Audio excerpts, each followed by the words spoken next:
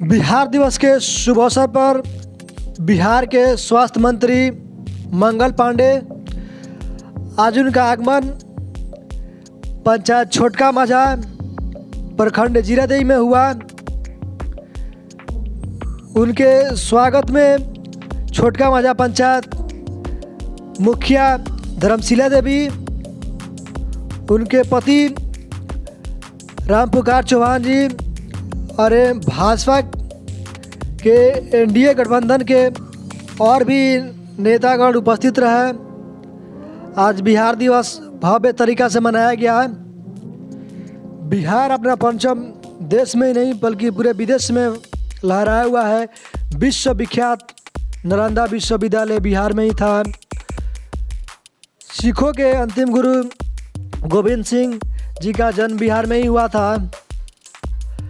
गौतम बुद्ध भगवान जो बौद्ध धर्म का अनुयायी रहे, उनका भी जन्म बिहार में ही हुआ था।